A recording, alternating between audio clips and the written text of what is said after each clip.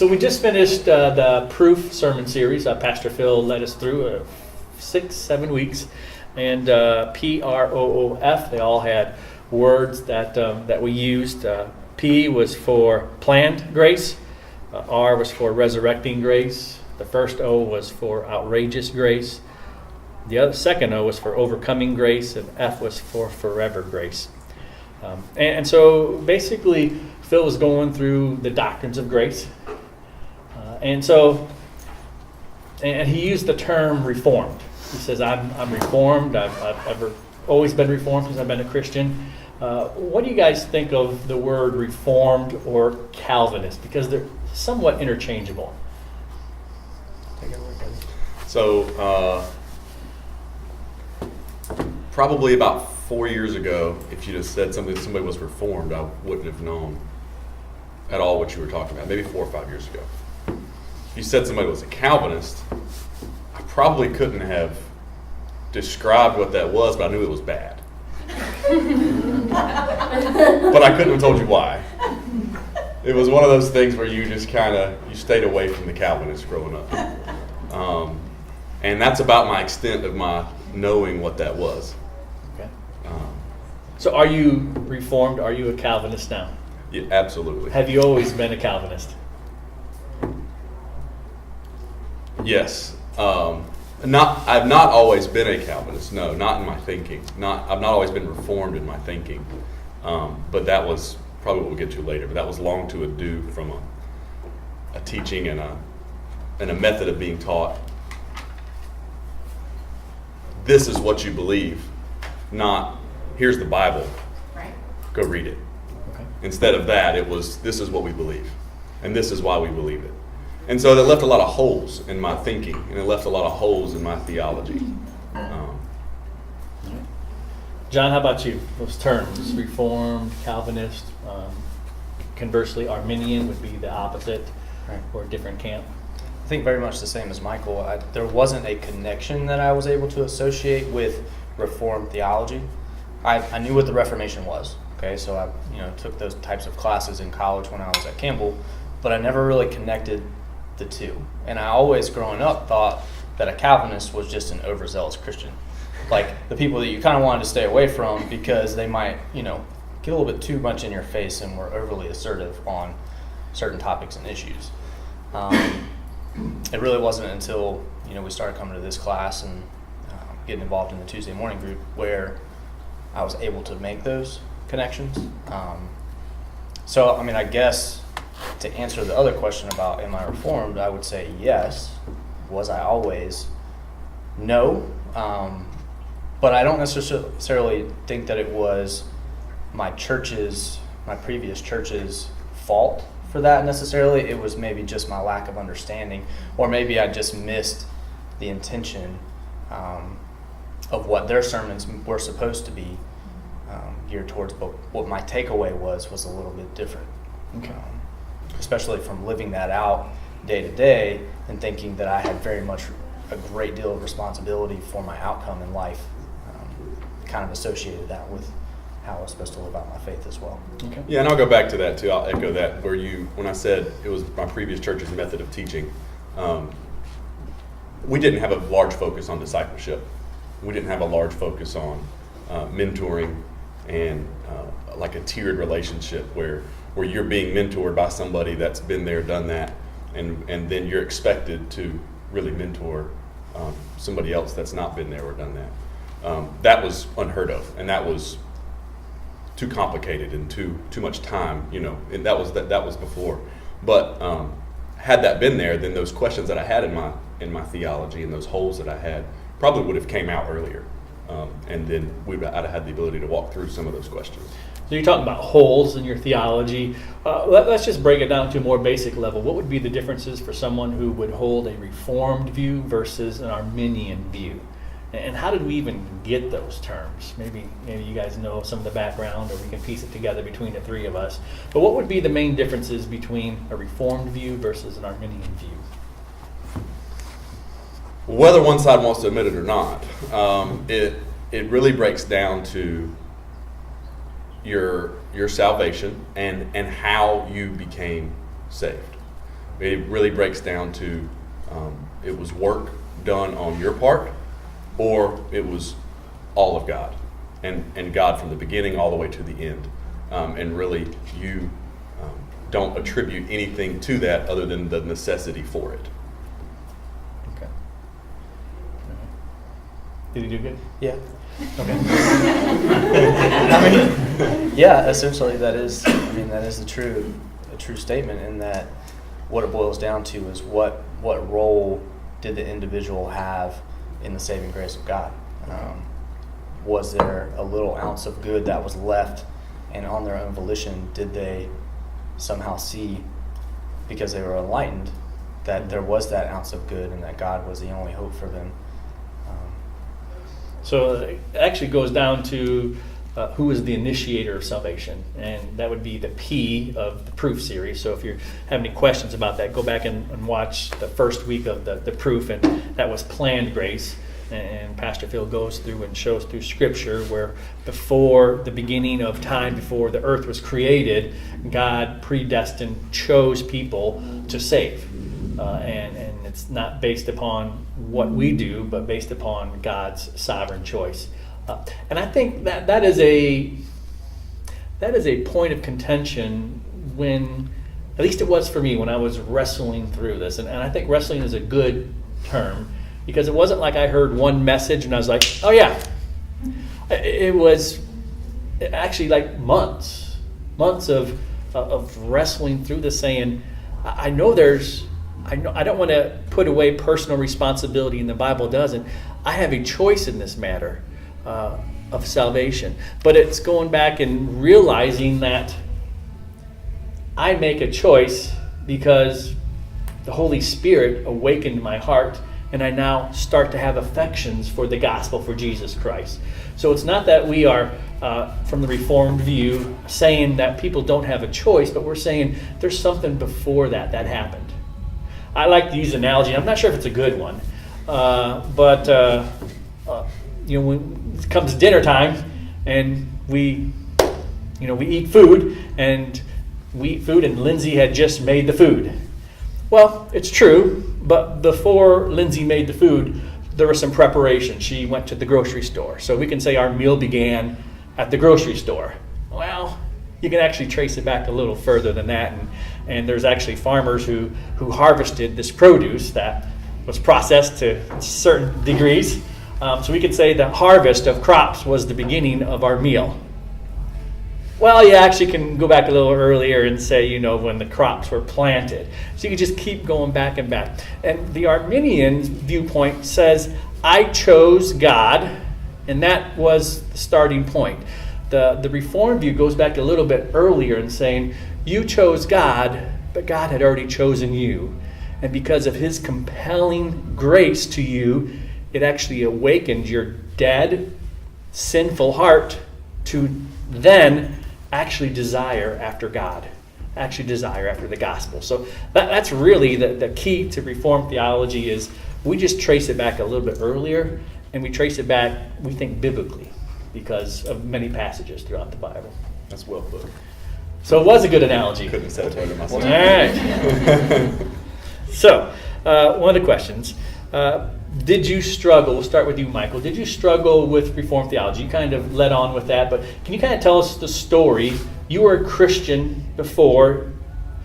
You would say that you were Reformed.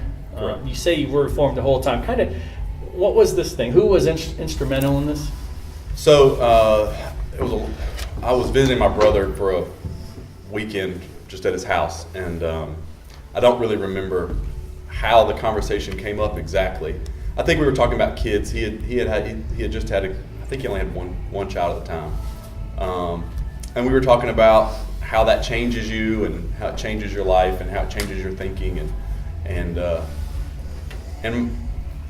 little back history. My brother's a pastor, and he's 10 years older than me. So we have a very good relationship. When he was 24 years old and didn't have anybody to hang out with, he was still living with his parents, I was the guy that he took out. So, on one day out to eat with him. So we have a very close relationship, even though we're 10 years apart. So we were fast forward. We were talking about how things changes you and how that changes your outlook on life. And he said something about his child. It says, I can't sit around and wait on or lull in the fact that my child may not be chosen. However, it's my job to share the gospel with him and to train him up as the Bible teaches me, and ultimately God's good. And I said, and this was probably 8 o'clock at night when that statement was made. We didn't finish our conversation until 4 or 5 o'clock in the morning. But that really spurred inside of me a big question of, what are you talking about? Like, what do you mean? What do you mean by chosen? What do you mean by predestined?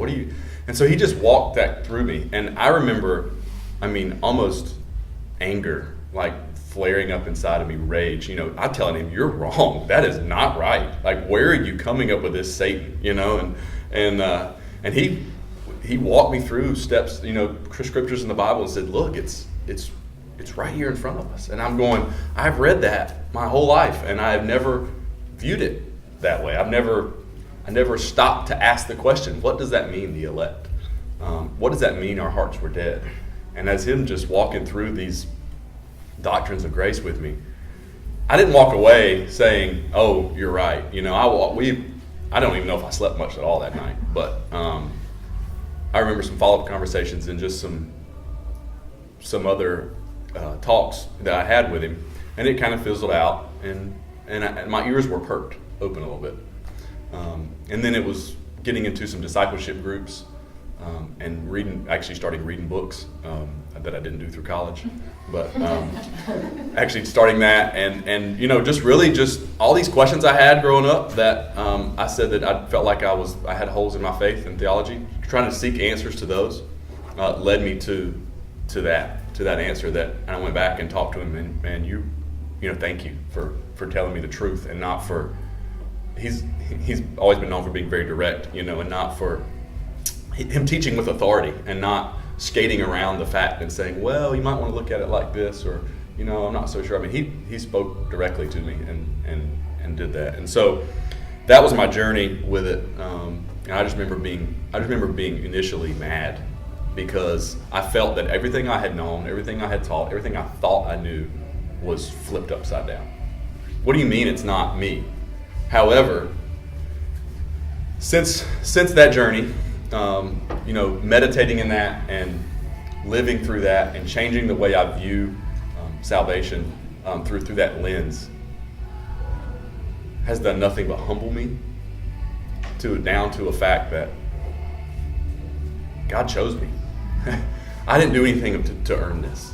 I can't boast about this. This is all God's doing, and I have nothing but gratefulness back to Him because of that. And so it changes my worship. It changes my prayers. It changes my thoughts. It changes the way I view life. It changes the way you witness. It changes the way you speak about Christ to other people. So how does it change that, though? How does it change the way you witness? Well, number one,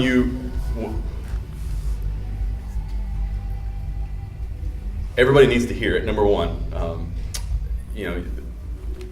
number two, you don't put all effort on, did I give the exact right words? If I lead somebody through quote unquote a sinner's prayer, did I hit all the right words? Did I say the right thing? Did I do the right thing? It takes all the effort and the not effort, but it takes all the pressure off of you, because you know that God's the one pricking the heart. God's the one that's drawing them in. Should we give a proper presentation? Absolutely. Should we do our best? Absolutely. But it's not up to us. God's doing the work. John, you had kind of mentioned that through a Tuesday morning discipleship group, you started thinking through those things. What was the book that you were going through? Do you remember that, or? Yeah. It was Wayne Grudem's Systematic Theology. Okay. So probably the biggest book you're ever going to find. That's not in multiple volumes. I think it was this big. An intro to system. Oh yeah, intro. Yeah, no, yes, that's what gets it's the most called. critical part of that title. And I actually didn't start out when the book started. So when that group started, I came kind of midway in. I think my first one was Angels and Demons. Well, that's awesome. Welcome to the group. But really what systematic theology did for me was, as somebody that is very much a linear and logical, over-analytic thinker, it put things into perspective. Like, if you think this and you continue down that path, this is where you could end up. And are you comfortable with ending up there or not? So what it does for me is, while I am very linear in my thinking, it also was a tension for me because I'm very emotional at the same time. So you guys know I might cry during this thing right here. But, like, very much, yeah, I didn't bring any this time. Sorry. I got some. I got you. Thanks.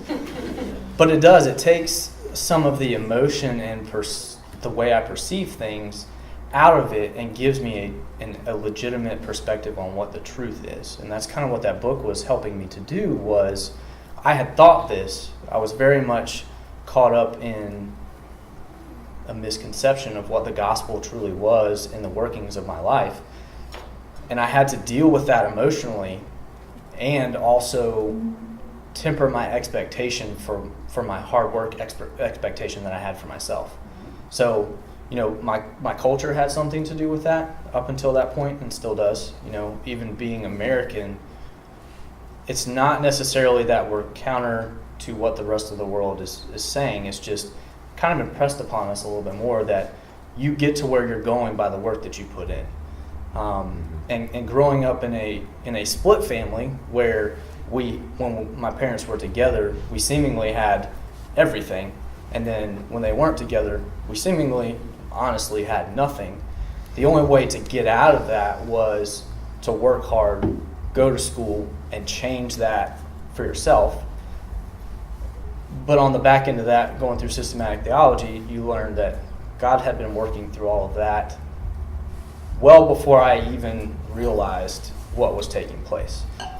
So it wasn't necessarily an act of my volition and my hard work that had put me in certain types of positions. It was God's sovereign hand. That while He gave me the ability to do that, my act wasn't what formally, officially got me there. So you had mentioned Wayne Grudem's Introduction to Systematic Theology as a helpful resource to you. What are some other helpful resources to understand Reformed theology? What have you come across? It can be book or digital or... So Jimmy's actually teaching a Moving Towards Maturity class right now. Jimmy Suggs. They're only in their second week, so it's not too late to join if you haven't done it. But I would calculate this as, if you took Wayne Grudem's Systematic Theology and you took all your highlights, if you read that whole book and highlighted a bunch of statements, and you consolidated all your highlights into one book, there's a book called Christian Beliefs that's probably would be all your highlights in one book, and it's probably this big. And he's teaching that through right now. And so coming from Jimmy, the never-ending well of knowledge, that is a very surface level book that answers some of the most basic deep questions that you may have of who God is. How big is God? How did we? Why did He make us? Things like that, and that's where it starts, and it goes all the way through the process of salvation, heaven and hell, angels and demons. A bunch of questions that you may ask growing up that you may never really get a biblical answer to. John, other resources that are helpful?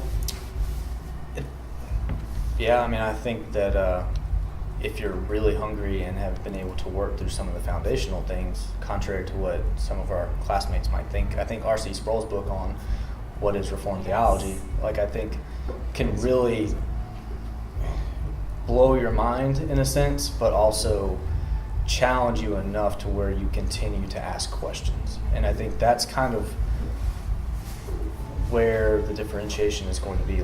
How much work, it's weird for me to put it this way, but how much work are you willing to put into answering those questions? So are you going to struggle intentionally to answer some of the questions that God would love for us to pursue in our day-to-day life, and be able to do that with other people?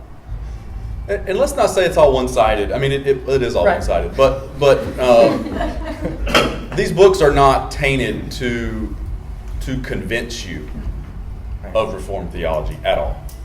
These books are written from a Reformed theology view, as well as the lens, the author that's writing there is Reformed. However, they do a very, very good job of telling the other side and saying the other side and saying, this is why I've come to my conclusion that this is the stance I take on this. Because if, like John was saying, if you go down this path, then you got to go here, and you got to go here, and you got to go here, and that's not who God is.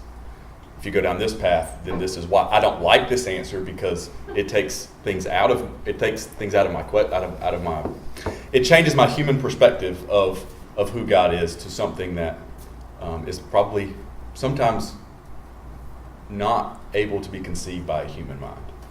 And we have to rest in that fact that God is good, and God calls himself good, even though he may do things that in our mind are bad.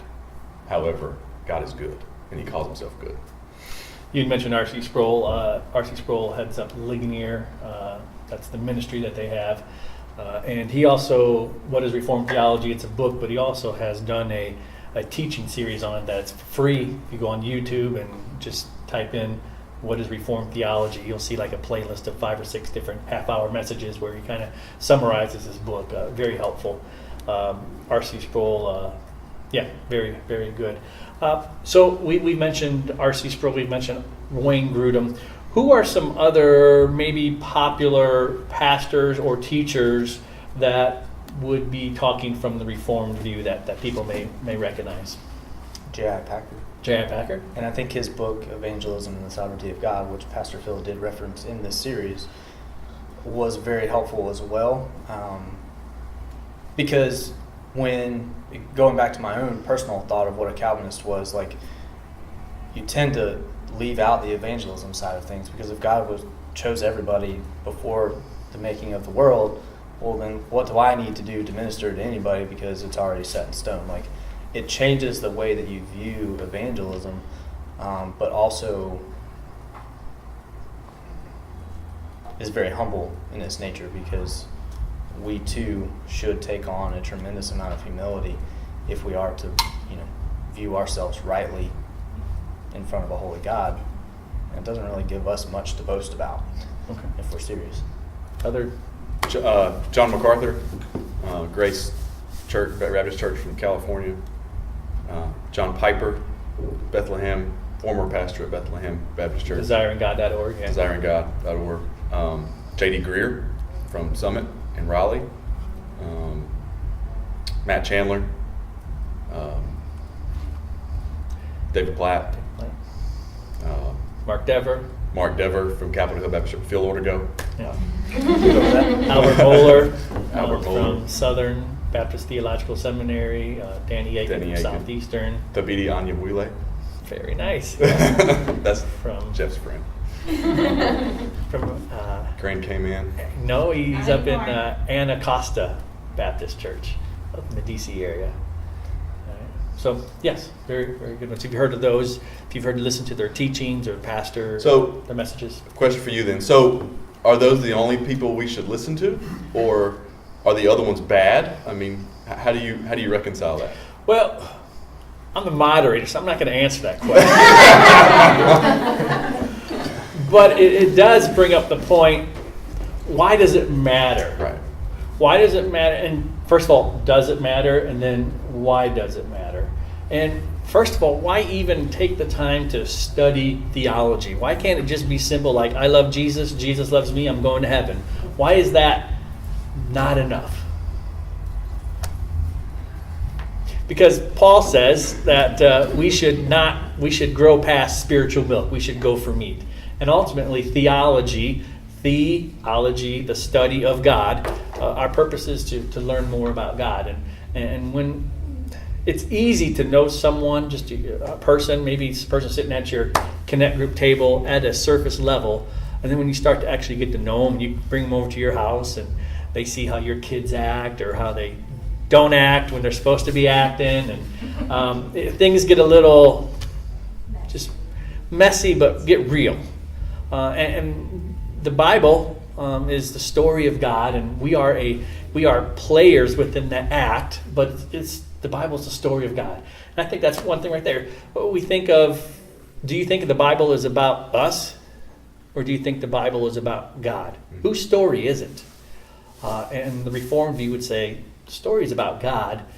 We are part of that story, and it was written for us, for our benefit, but it's not necessarily about us. It's about Him. So why does it matter? Why should someone want to know more about God if they call themselves a Christ follower, a disciple, a believer? And is it okay just to stay at that surface level? It's unhealthy not to. Okay. And it's a very complicated form. We can talk about physical health and we can talk about spiritual health. Because if you're going about things in a hard work, pick yourself up by your bootstraps, do whatever you have to do to get to where you want to go, there's an excessive amount of tension that comes into play with that. That's where anxiety comes in. That's where depression comes in. That's where a lot of your heart conditions from stress come in, because there's a tremendous amount of tension that builds up in trying to make it, and whatever that means to you. But also from a spiritual side of things, one, we're commanded to. But two, if we're not doing that, our full picture of God and the grace that He's instilled in our lives, we have a hard time actually seeing it. So those would be the two things that I would say. It's not just spiritual, but that is the most important thing. But it's also from a physical side of things, because if you're constantly, in my profession, telling people to stop making bad choices, well, that's fine. It only mitigates certain issues for an extended amount of time.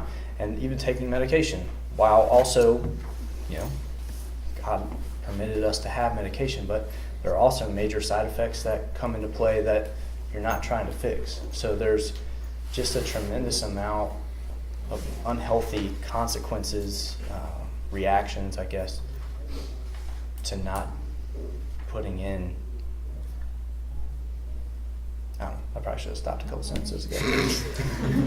Edit that out. Yeah. But I remember when Lindsay and I first started dating, we would just stare at each other across the table and just like, tell me about your day. Tell me about. I'm sorry, Lindsay. That was your date night. Was that pre-beard or post-beard? Pre-beard. I don't think I could grow a beard when we met. But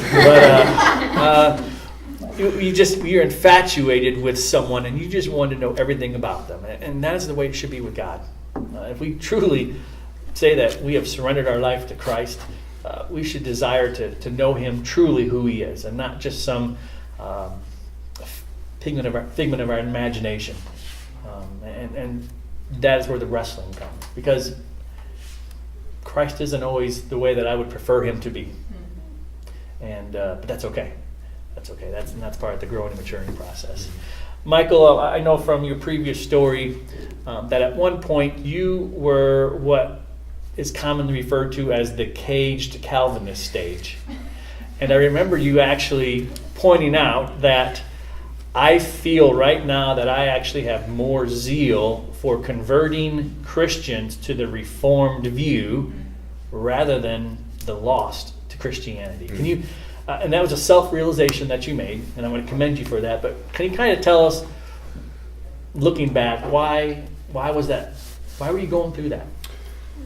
Well, you mentioned the term caged Calvinist. So that was developed not by Jeff, but that has actually been an experience that I guess is common. Not that everybody goes through it, but what that means is, what do you do with this person? Because all he does is walks around and talks about theology. You throw him in a cage and lock him up. Like, that's that guy, so he doesn't annoy everybody and talk about it all the time. That's what you do with these Calvinists. You throw them in a cage and lock them up because you don't want them roaming around. I was probably at that stage because everything I was looking through was like, oh, he's not Reformed, I can't listen to him. Or, oh, he's not Reformed, I can't listen to him. And it was super unhealthy. It was a tough stage. But anyway. Well, why is that so common though? Okay, because we typically share from our own experiences. And growing up in the Christian life, I didn't have a dramatic story of saved from drugs and alcohol and going down a path of destruction, although I was on a path of destruction. However, I didn't have a dramatic conversion story. That was my hinge point when I realized that what all God had done for me, and that opened my eyes. My eyes were opened. And I actually, even speaking with one of our other elders at one time, I said, I'm not so sure I was saved before I realized all this. And he stopped me right there and said, listen, if every time you figure something else out about God, you feel like you weren't saved, he said, you're going to continue your whole life thinking that at different points. Don't think that you have to have all this organized and correctly formatted in your head in order to be a Christian. That's not the way it works. And so that was very helpful. But to answer your question, I had a zeal for that, and I had a passion for that because that was my experience. And a lot of times we share from our own experiences. And a lot of pastors are pastors because they were down a path of destruction, and they were saved by the grace of God, and they felt like God reached out and rescued them and out of the grips of hell. And that was such a dramatic, emotional, real experience for them that they can't do anything else but tell everybody else about what happened to them. And that's kind of where I was. I wanted to tell everybody what I'd learned and what had happened to me. I have one more question, and then if we have some time, we'll open it up to the members of the audience here. But for someone who is now just starting to wrestle with this, what would you do to encourage them as they're beginning this wrestling match, this struggle? John, I'll start with you. How would you encourage someone if they came up to you and said, man, I'm seeing it in the Bible, but it just doesn't feel right. It irritates me. It makes me mad. Is this saying that everything that my home pastor back when I was growing up that they taught me was wrong? When someone starts wrestling through this process here, what would you give them for encouragement? First of all, the fact that they're asking questions doesn't make them less of a Christian, Okay. to be honest. Similar to what he said. Being challenged in what our worldview is outside of what the Bible tells us to do is something that we're always going to struggle with, and something that we're always probably going to continue to need work. Because the more that we assume that we know everything, actually the worse off we are in that path to destruction, because it doesn't leave any room for grace to extend into your future, because you will have already summed up all the grace that you needed, which is a very dangerous place to be. But I think it's either JD or Matt Chandler have the book Stop Asking Jesus Into Your Heart. JD. Goes very similar to what Michael was saying. Again, the asking of the questions is not necessarily the problem. It's kind of the intention with which you are asking the questions. So are you asking the questions to find out more knowledge about God, or are you asking the questions to know God better? And there is a very big difference between those two, because you could easily spend all of your time finding out the inner workings of whatever theology books are out there, but if you have not experienced God in your life, you're just left with intellect. Right orthodoxy leads to right orthodoxy. Right. So just to find somebody to go through that with, I think would be the encouragement that I would have for somebody. So that means I would have to be uncomfortable with probably being that person. Like, you have to be intentional with people. If they're asking the questions, don't just send them on their way to find a titan of the faith when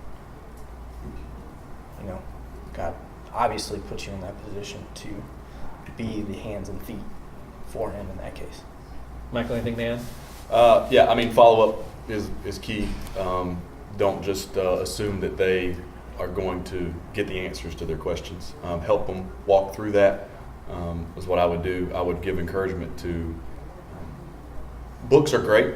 Books are what answers. People have sat down and formulated proper responses, and they have taken time to write that down. So sometimes those are more helpful than a spur of the moment. Let me ask you a question, and I expect you to give me the perfect answer back. So sitting down with somebody, maybe walking through a book is good. This is going to sound really bad, but read the Bible. Grab some passages and just read what God's Word says. Also, the third thing probably would be understand that, kind of like what you were saying, you're not asking these questions, hopefully, and you're not seeking to find how you can fit God into your mold of Him, but you need to open your mind up, and it's the fact that you're asking the questions shows that your mind is already being opened. But open your mind up of who God is. One of the hardest things to wrestle through is why does God allow hurricanes to hit Florida and Texas, and why do these things? How is this possible? And why does God allow bad things to happen? And that's a hard thing to wrestle through. So That's another panel. it is. Thank you guys for joining me for this.